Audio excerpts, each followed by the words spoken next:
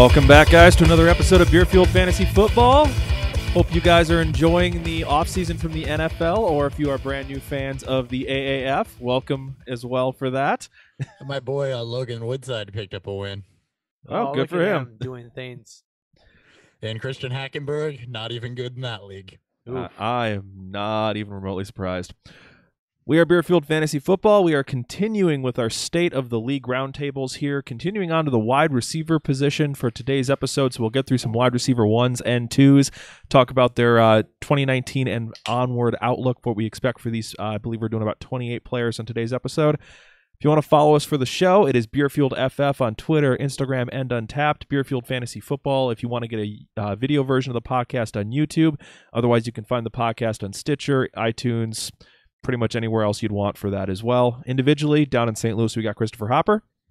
At Hot BFF with 2 Ps. Let's make this show better than DK Metcalf's tape. We'll do our best. And to my right is Dan Thury. At 3 BFF, I feel like DK Metcalf's tape right now. Shit. Yep. and I am at Nick Sparts. I have yet to watch DK Metcalf's tape, so I do not understand the reference because I actually heard a lot of good buzz about him. The buzz about him is he's the size of Auden Tate, and that's where it stops. Actually, it's faster than Auden Tate. That doesn't take a whole lot. He's gonna test, and he's expected to test incredibly well, but his tape is pretty lackluster. The sneak preview to the rookie episode. Some of the refined things you want to see are not there at all. Yeah, he's very raw. All right. If you guys want to help support the show, in addition to just giving us a download, you can give us likes and comments on our YouTube videos. That helps increase the drive content there, makes those show up in more suggested videos for people. So we appreciate that if you can do that for us. Drop us a review on iTunes. The last thing, if just hit us up at beerfueledff or beerfueledfantasy@gmail.com if you have any interest in either sending us beer to review. We always appreciate that kind of support, and we're happy to give a free review for that brewery. If you want to hit us up on Patreon and support the show financially, or if you're just looking for some good merchandise, I believe Dan's actually wearing one under his Benny's clothes here. Yep. Is Dan taking your shirt off? Possibly. All right, before we get to all the news, which actually isn't going to be a whole lot for this episode, and then start talking about wide receivers, we got to let you know what beer we got fueling us on today's episode. Beer Fuel.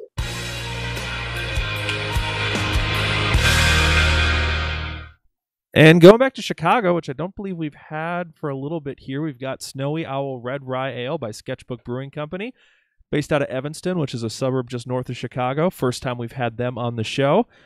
And it's Snowy Owl is supposed to be a malty and spicy red rye ale with caramel and rye malts. Woo! Some sort of reaction is at least good. Oh, sorry. I don't want to talk into the void here.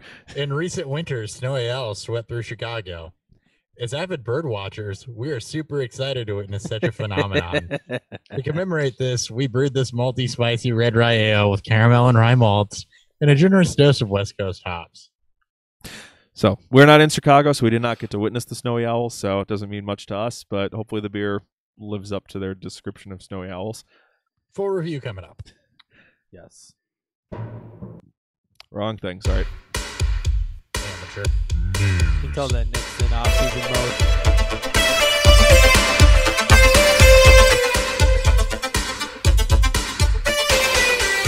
Nick's been completely focused on school and other things that I'm not going to quite announce on air.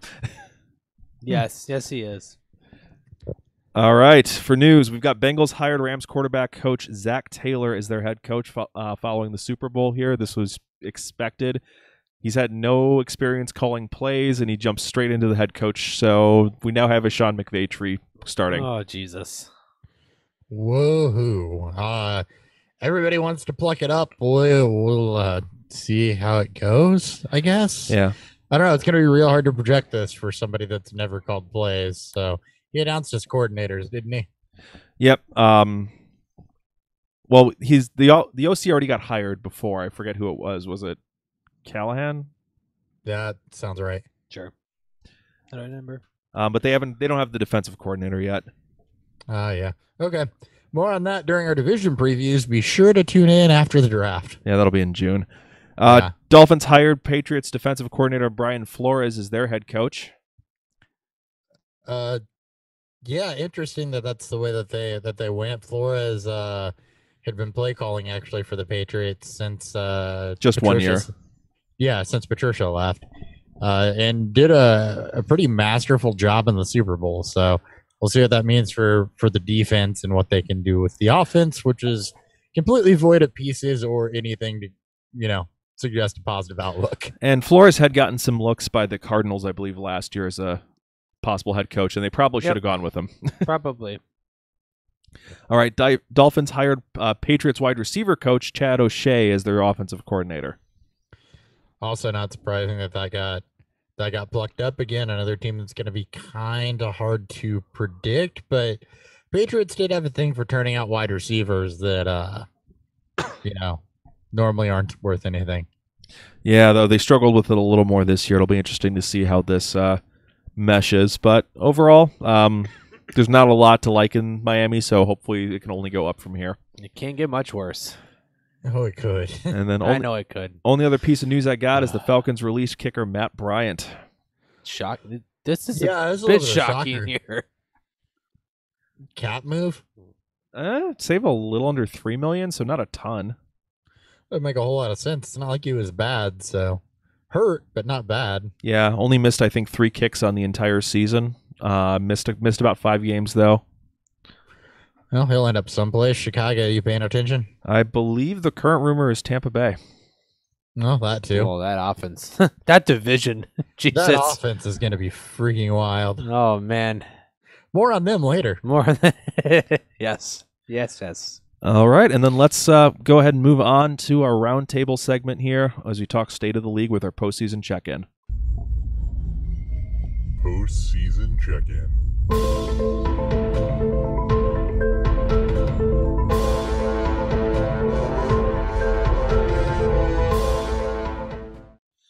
All right, up first, we are going to start with the wide receiver ones, and the way I rank this is guys who got at least 200 points in half-point PPR made this list, so it ended up being 14 names, so just outside of your top 12. The top of the list is Tyreek Hill. In this, we did go through the entire 16-game season because Week 17 does count for their stats, even if it doesn't count for fantasy, and it does help project into next season. So any thoughts on Tyreek Hill, or is he just going to be locked in kind of in this top 5 range as long as he's tied to the hip with Mahomes? Yeah, he's the biggest, I guess you can say the biggest boom bust type of receiver. He's a guy that could literally be the number 1 scoring receiver on any given week, and we've seen some down games just happen. When you have Travis Kelce alongside him. Sorry. What? Gonna go ahead and counteract the boom bust statement. He only had 2 games of below 50 yards, so he actually had some nice floor this year, like he did, kind of like he did last year. The thing with Tyreek Hill that makes him seem like he's boom bust is when he booms, he really goes boom. But it's calling him boom bust is kind of a misconception, at least to me when I look at it, because he does have some floor to where he's not killing you. He's not giving you 3-point weeks or 4-point weeks. I should have given more context. in the sense of what you expect, he's not like a Hopkins or Adams, where his consistency is what carries him through this. But it is the massive boom games. So I just wanted to. I knew what you meant. I just wanted to clarify it for the listeners that's not saying Tyreek Hill doesn't have floor, because he does have floor, but the boom is very much a boom. Yes. All right. Any other thoughts on him? No, I think ultimately, like Dan said, I don't think he's the overall number 1 wide receiver, but top 5, 6, just looking at it, is very, very much a lock. Yep. And I would expect he's probably going, late round 1, early round 2 in Dynasty startups right now? Well, 100%. Yeah, easily. All right. Probably has the strongest argument right now for the number 1 overall wide receiver is our number 2 finisher, DeAndre Hopkins. Has done it with multiple quarterbacks, and now is a healthy Watson tied to him for the foreseeable future. Yeah, he is the tried and true number 1 receiver in Dynasty.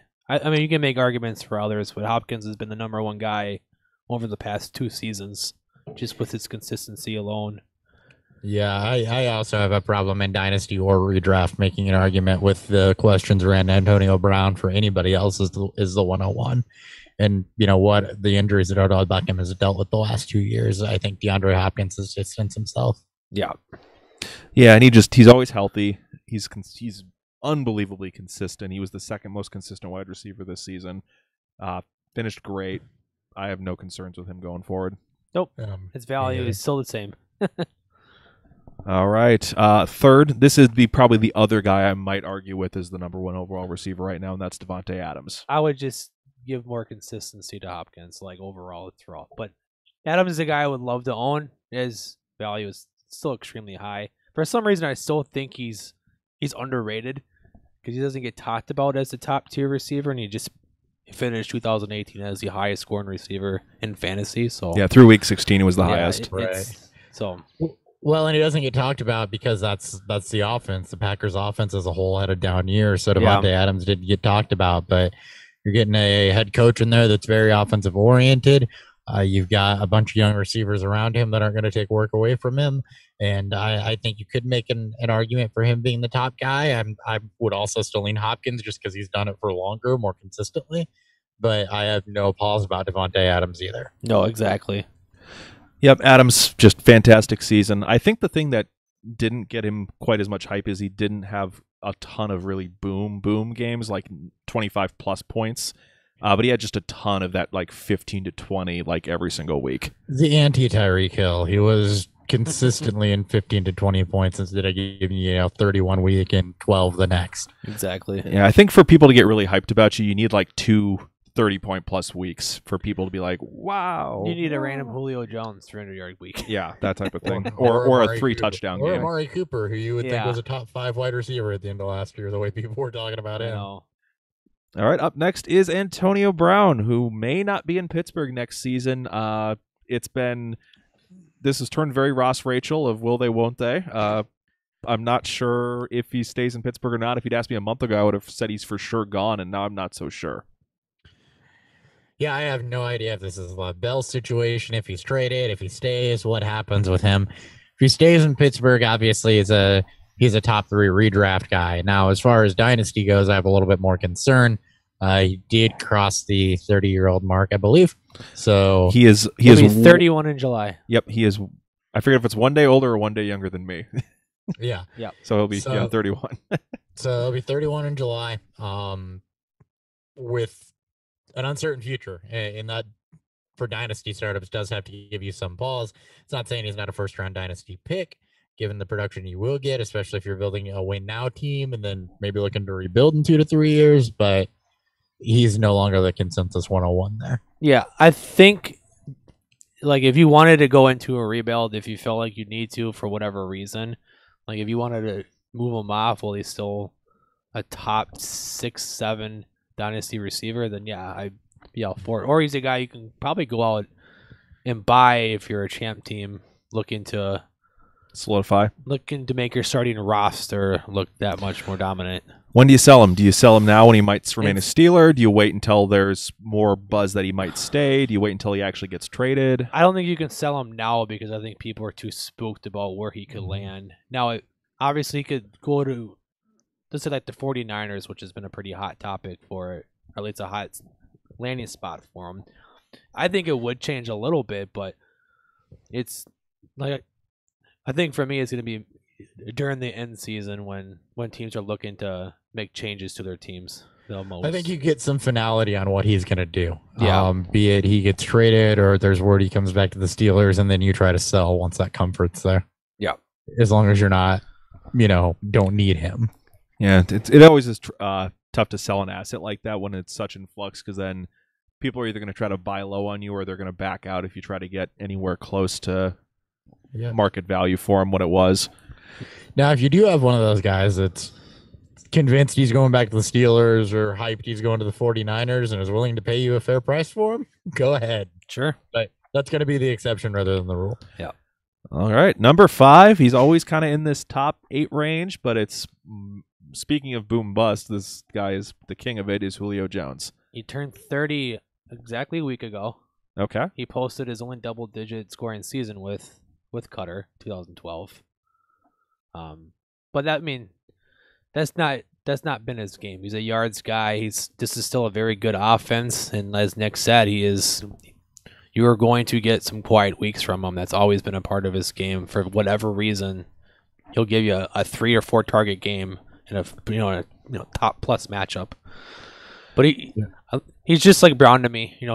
This is a guy that you could probably likely move during the season for a team looking to make a champ run. I think he's the perfect sell in season if you're in the middle of it, or if you're wanting to rebuild. Yeah, and if I'm a champ team who's looking to make a title run, I would go kick the tires on the owner and say, hey, he's 30.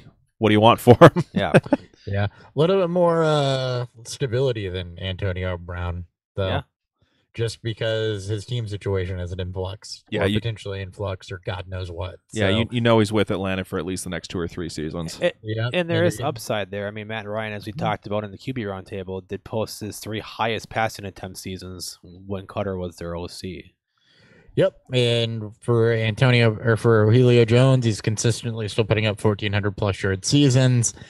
As long as the touchdowns are there, you've got a top wide receiver regardless. So yeah, not a whole lot of movement on Julio Jones from where it was last year, in my opinion. I agree. All right, we're going to get to a couple guys here who started off real hot to start the season and then cooled off. Starting with Michael Thomas coming in 6th. First half of the season, he and the next guy we're going to talk about were just unbelievable for about the first 7 to 9 games. But second half of the season, much quieter. Didn't score nearly as many touchdowns. The big yardage games went down.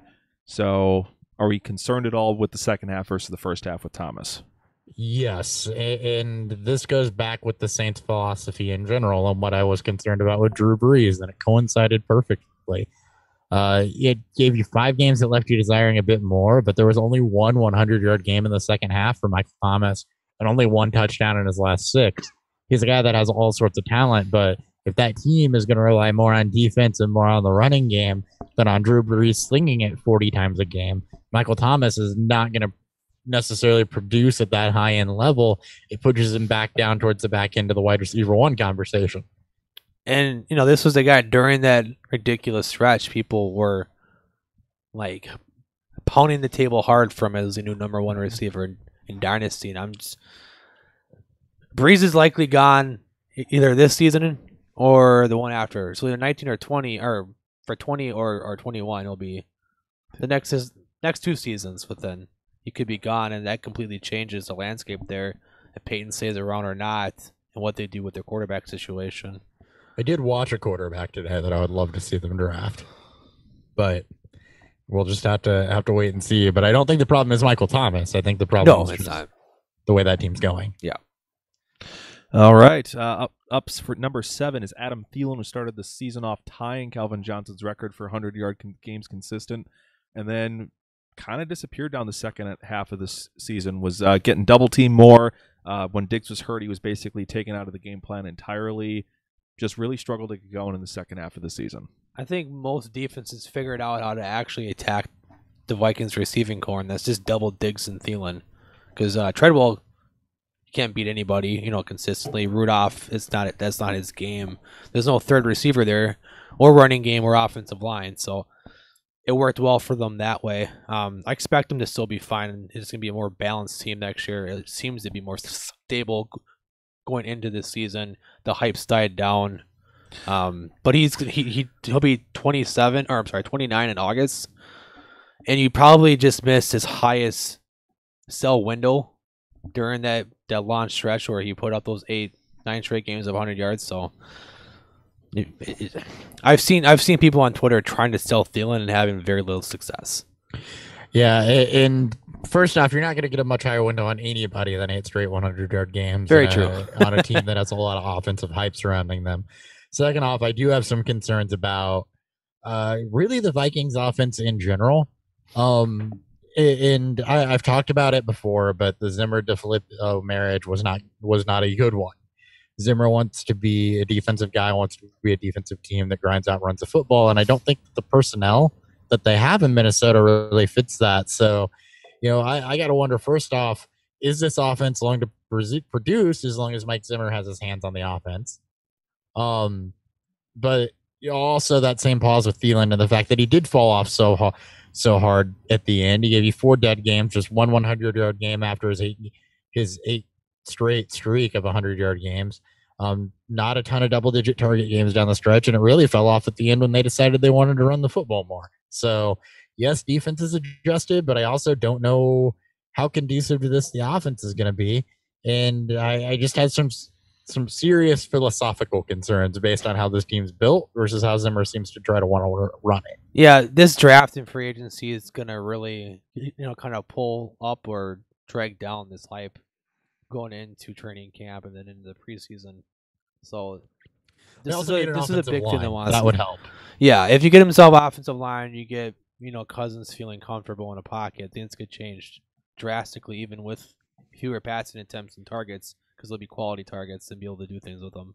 Either way, I think Thielen is back in that. Thielen and Diggs are both back kind of in that 10 to 14 range for me again. Yeah, they'll be wide receiver twos, high twos in redraft. I think Thielen is more of a mid to low 2 in Dynasty. Well, Diggs is still a bit higher because he's a lot younger. Yeah. Yep, I agree. All right. Up next, number 8, Mike Evans. Another solid year for him here. The touchdown regression came back. He didn't quite give you the 12 touchdowns you were hoping for, but what he finished with, like 8? 8. And that's with Chris Godwin on the other side gobbling up touchdowns too. And Adam Humphries. And Adam Humphries. 6-game stretch. So yeah, this is kind of what I expect from Evans on a normal season. 1,000-yard floor, 7 to 9 touchdown range. Finish as a kind of a wide receiver, 7 to 10 year in and year out, and there's a chance he can boom higher than that every single year. So I think he's a guy who, if you're looking to try to buy a true elite wide receiver, he's probably the one you can go kick the tires on. I don't know, with the Bruce Arians hype going around and what he brings to this offense, or what we've seen to think that he'll bring to this offense, was probably drove up his value a little bit. But with the rise of Godwin, it's going to fluctuate for Evans, I think. This is your buy window, because I don't think it's driven it up too high yet. There's a lot of hype about it. Yep. But you're kind of in that post Super Bowl pre-draft lull period right now before this hype stuff really starts taking off.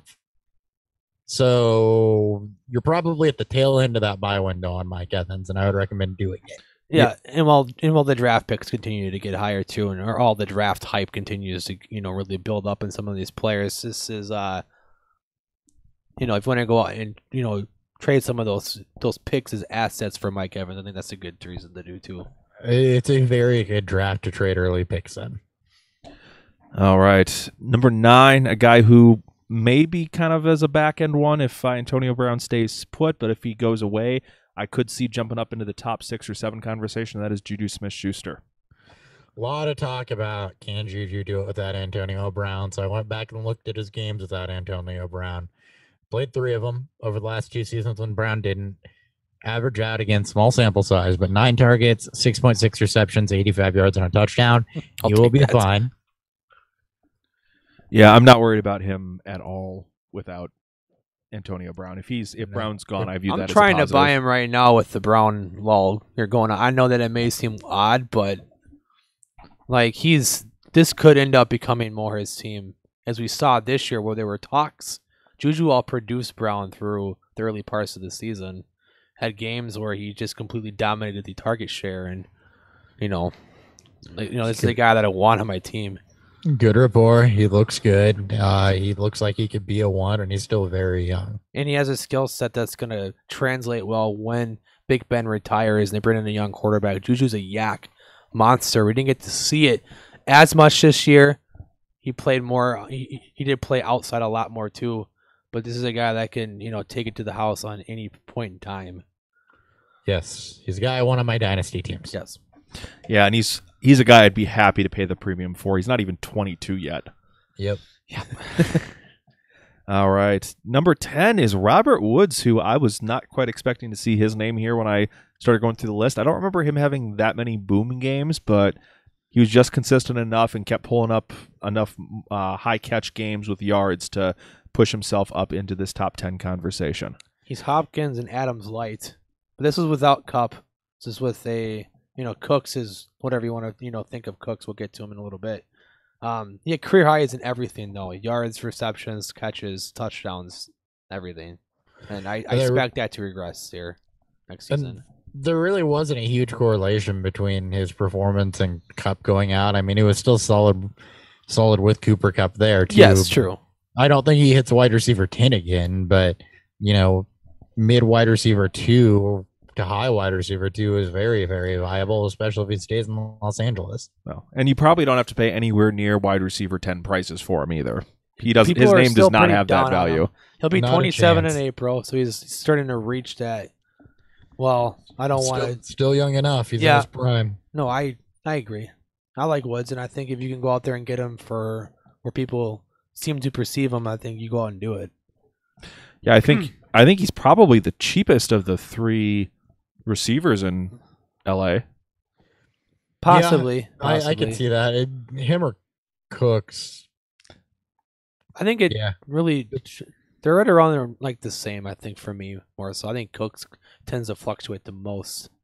He does. And people are going to be most opinionated about Brandon Cooks, but Robert Wood, you're right, Nick. He doesn't have the name cachet as Brandon Cooks or some of these other guys that are up here. basically Even some of anyone the else- guys are going to talk about after him. Yeah, basically anybody we've talked about to this point, he's the lowest name value, I think. He is. All right. 11 is Stephon Diggs, other Minnesota Vikings receiver. They both finished top 12, so solid seasons for both. Diggs, once again, though, dealt with some injuries. Missed, I believe, 2 games this season. And still some concerns with his development in the overall Vikings offense. He was incredibly frustrating to own as an owner. Yes, he was. 8 games below 50 yards, touchdowns in 4 of those games that were below 50 yards that kind of bailed it out. But he was just exceptionally frustrating. And it wasn't just, what we saw with Thielen where there was a distinct change. It was just throughout the season he was a pain in the ass to own. And that's kind of been the MO with Stephon Diggs. Year in, year out, and it's always the year that he breaks out, puts it all together. He did finally eclipse 1,000 yards. That was good. But it's tough. And as a Diggs dynasty owner, I don't really know. I don't feel comfortable building around him. But he's still a guy you could probably premium trade off too. But he's still young also. So I sit really on the fence with him. He's a hold, I think, for me. And I think like his season mirrored what the whole offense, what the Vikings was this year. It just the whole thing seemed like it could work and could be put together, and then something happens. The thing with Diggs for me though that's hard is he's always a hold, and he's been a hold for the last 4 years waiting for this breakout to come that hasn't happened. Yeah. So he's been good, but then or looks like it's going to happen, and then he's hurt or he disappears for a couple weeks, and that's the hard part for me with even saying hold Stephon Diggs, because is it ever going to happen? I have him in a start 2 wide receiver league. He's real tough to own in that format because he hurts you a lot. He does. In a start 3 or 4 format where you have like a double flex or a 3 wide receiver and a flex type setup would be a much easier situation to want to start him in. That's true. I'll give you that. It's easier to stomach if you have 2 other wide receiver options you like more than Stephon Diggs, but with the premium that's on him, that may not necessarily be the case either. So Or just guys that you know are maybe a little more consistent. right, exactly. If you got a floor guy, then okay, yes, you can start Diggs because there is always upside there. But man, the consistency with him has been maddening, and the injuries have been maddening, and it's just been hard. Yeah. And it's hard for me to say, do you hold him? Do you sell him? Do you keep him? I mean, and I see him kind of in that 3rd round range for startup value. So there's people who are willing to pay a lot for him if you're interested in cashing out. A lot of people still view him as a 2 because of the age, because of the upside, and 3rd round startup is A lot higher like than me. a 2. no, that's it just depends how the draft starts out, really. But either way, it's people buying into, as Hopper was saying, when is Diggs? It's not when, it's if, or it's not if, it's when Diggs going to put together. That's their mindset when you're going into drafting a player like that early. Well, and even if he does, you get multiple seasons of it, given the soft tissue issues and stuff like that. Yeah, and that's when you look at it and say, if you want to get out of Diggs, I wouldn't do it now. I'll wait till he has, like he's done before, a 3 or 4 game stretch where he's a wide receiver 1 during that span, and then you move him. I say this because I just did, and I'm passionate about this because I actually just reviewed one of my dynasty teams and kind of put together the offseason plan for it that I own Stephon Diggs in. Yeah, So I get that's you. why it smarts a little bit right now. No, it's all good.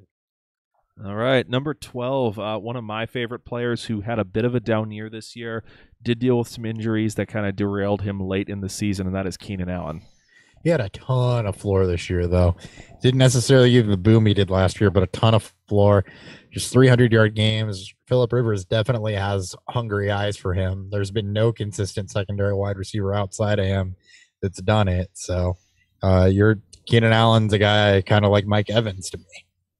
I would like to see a little. It's tough because I'm a big Keenan Allen fan, just like you guys are. He had 5 games, only 5 games with 10 plus targets, and his value, where people still perceive him as a mid to high wide receiver 1 in Dynasty. Again, he'll be 27 in April. Again, he's still in the middle of his prime. Rivers had the lowest passing attempts since 2009. I don't see that offense changing much. I still believe that this is a good defense when they're healthy, and you got to see what they want to do when they have their whole team healthy. Run the ball with Gordon, especially in the red zone. They're going to get Hunter Henry back. That's going to help. That'll help free things up. But And it'll be Mike Williams' third year. this is a balance. This team wants to be balanced, lean, run heavy, and we saw that this year. They were all healthy, besides Hunter Henry. Yeah, with Rivers getting older, the offense getting more balanced, more weapons coming back, Allen may be a sell for me. He very well could be, and that was kind of the other thing. I was actually not going to talk about it until we got down to Mike Williams. Tyrell's gone, but Hunter Henry's back. Melvin Gordon will be back healthy, and what do you do? So Yeah. I could definitely see him being a sell, especially if people are still that high on him to where you could get premium value for him. To me, he is kind of right in this 10 to 12 to 14 range as far as wide receivers go with upside. So, I mean, I'm fine building around Keenan Allen, but at the same time, if you got somebody that still sees him as a top 7 dynasty asset, then yeah, I'm getting rid of him. Yeah. I feel a lot better if he's my 2, not my 1. See, I don't mind him as my 1, but I better have another guy who's Pretty close. Yeah. close. Yeah. Like if I have Keenan Allen and Adam Thielen or Keenan Allen or, you get it. Yeah. All right, number 13 and second to last guy before we get to the beer review here is Brandon Cooks. I did not expect him to end up this high because I don't remember him having that many great games this year. He didn't. It was like last year. The boom of Brandon Cooks with New Orleans is long gone, and he was just kind of consistent. And it's weird, but it was kind of like he was with the Patriots, too. He was just kind of consistent and consistent enough to sneak up here. Yeah, the one thing is, outside of his rookie year, I don't think he's missed a game, right? He's always been healthy. No, yeah, exactly. So that is a really nice thing about Cooks that a lot of people don't think about. A lot of these speedy receivers are dealing with injuries all the time. Deshaun Jackson, in his prime, always seemed to miss like 2 or 3 games. Mike Wallace. But Cooks is healthy, so that's one advantage he gets you over a lot of other boom-bust receivers is he's not going to disappear from your lineup and give you a 0 with an injury like a lot of other guys might. Well, and for me with Cooks, I was one of the most critical people on Cooks when he went to the Patriots about how boom bust he was, and that's not even something I'm willing to mention right now, given the last few seasons he's put together. Yeah, is the boom bust that was there. Like I'm actually shedding that tag from him. He had a strong start to the season, and then injuries I think got to him a little bit mid to late season. He was not injuries. He was I think banged up. Yeah, I mean, and it was also too just the whole Because the offense. numbers dropped a bit. The offense got way worse in the second half of the season too. It looks like from week 12 on for that 5-game stretch. Things adjusted, and Josh Yeah. Reynolds is not a viable Cooper Kupp fill-in. Josh Reynolds should have been outside. Yeah. I thought he was. Well, they moved Woods inside. So very rarely actually. And at the Super Bowl too, I noticed a lot that Reynolds was in the slot and Oh. Woods was outside. Yeah, they shouldn't have done that. Nope. But yeah, after the Chiefs game, the Rams offense in general seemed to really slow down. It did.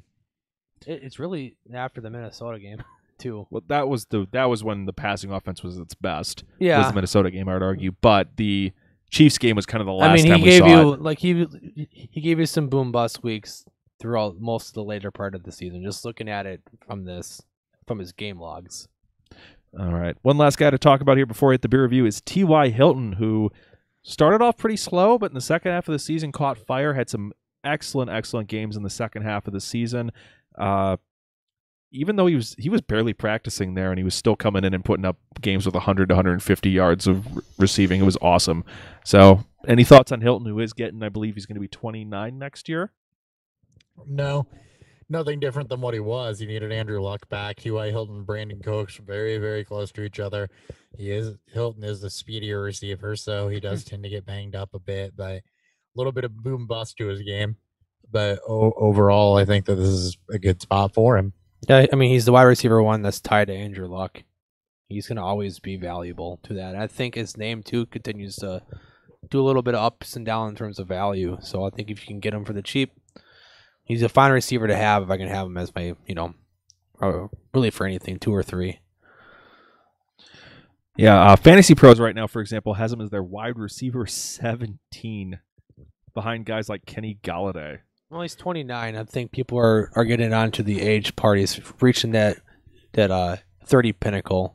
And I think a lot of people expect the Colts to be drafting or going after a receiver in this draft free agency. See, 30 starts to get scary, but I'm a firm believer in a particular way to draft your team, that you kind of draft for a compete now or a maybe be competitive now, but develop into a full-blown championship contender or as a rebuild. And really, I think putting him below Kenny Galladay is asinine, I think is what I'm getting at. I was trying to pretty that up too much. Putting him below Kenny Galladay is fucking stupid. Yeah, I mean, he's we don't need to get into that until we talk about Galladay, which I'm assuming is